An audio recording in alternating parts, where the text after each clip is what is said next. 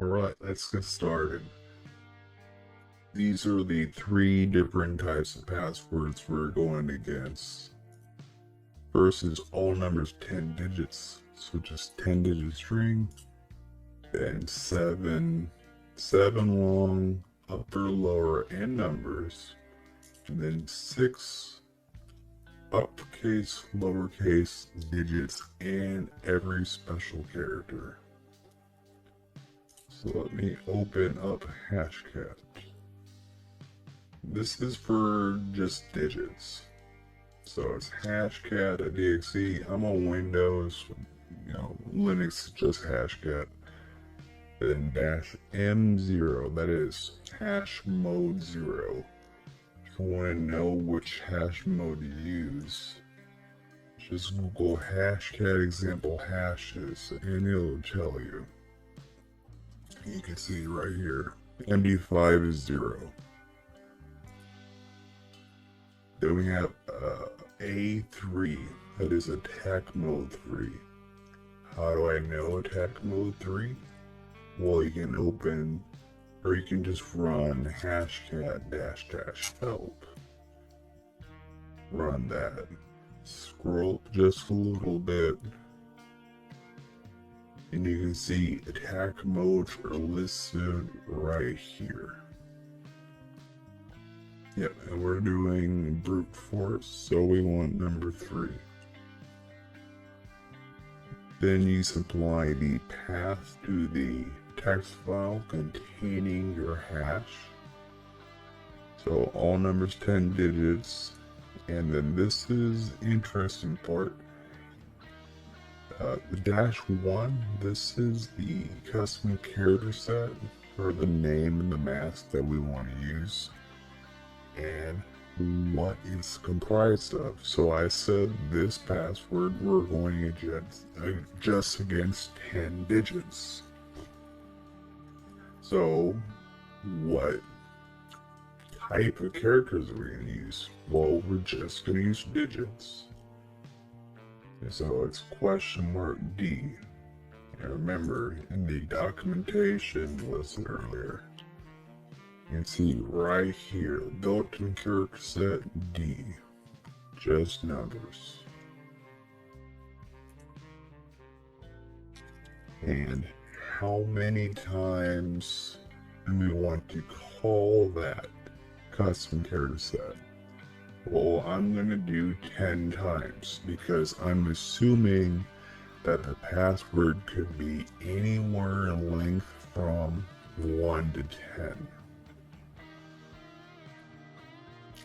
And really important on the end there, -- increment. What this does is it'll run through sequentially, and it'll try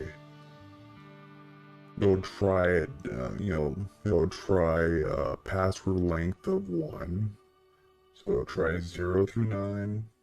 That doesn't work. It'll go 0 through 9, 0 through 9. It'll go down that list.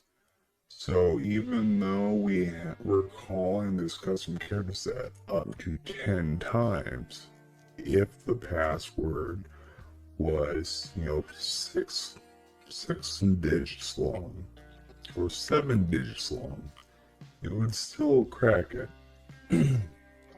And on this, if the password is shorter than what we're anticipating or what we're expecting for worst case scenario, Hashcat will stop.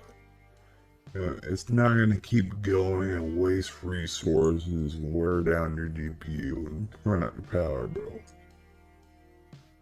So, with that said, let me run this. 3, 2, 1, go.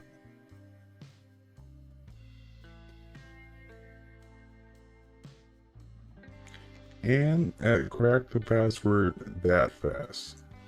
You can see at the bottom here, it took 5 seconds to crack 10 digits. So let's break down this output.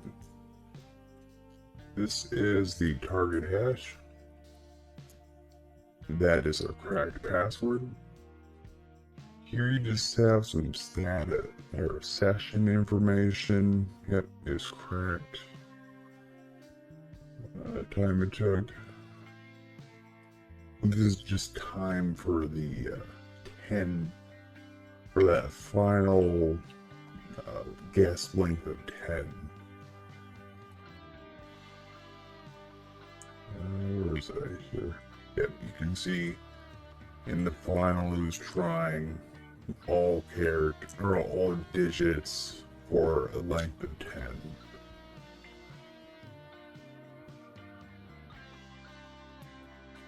Oh, and something, if you're curious, when it's glitching out there, each time Hashcat runs through a new guess length, it'll give you a status update before it moves on the next one. You can see this one here, it tried 9-digit long password.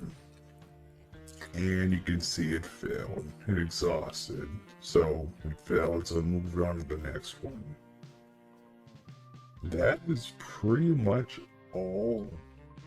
All this is really that simple. You just have to define the character set, how long you wanna, or what length you're anticipating, and you just run it. Alright, let's do 7, upper, lower, and number. So you can see here's the command. Pretty similar on the rest of it, just changing the path. Still in hash mode 0, attack mode 3. But the different types of characters we're using, that changed. So after the 1, I said upper lower digits, so we have to put $U, $L, $D. Remember, refer to the documentation if you forget what's what. We can leave this as 10 because, remember, we're incrementing it. So even if the password's 7, it's still gonna go up to it and stop. And this wasn't here last time. This is -O. So that just runs, it tweaks Hashcat a little bit so it runs more efficiently. You don't need it, but usually it's a good idea when you're doing more complex stuff. So let me run this. 3, 2, 1, now. There's glitching out because it's failing for some of these. Oh, I already got it. Yep, I have a finish before I can even finish my sentence. Now, here's the password, kitty99. So, same status information as before. But you can see that changing our mask worked just fine. Alright, last one. We're doing 6 characters long. All character sets. By all character sets, I mean uppercase, lowercase, and digits and special characters.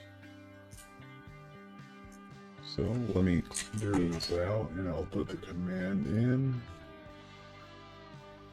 Mode 0, attack mode 3, change the path to the hash file, and then all we need is a $A.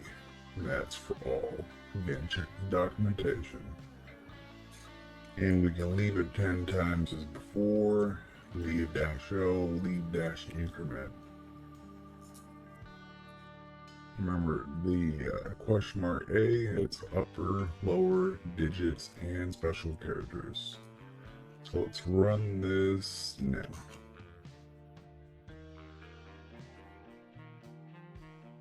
Should be pretty fast in this one because it's only, yep, there it is. Alright. Yep. we have C0OLZ exclamation point. So hopefully this video was pretty informative and you learned something. Again, the whole point was just to be an introduction. You can get more advanced and more technical with Mask, but you gotta start off from the fundamentals first. And this also should have shown why it's a bad idea to use older hashing algorithms, and why it's a bad idea to use weak passwords, because someone can break them pretty fast. So keep yourself safe.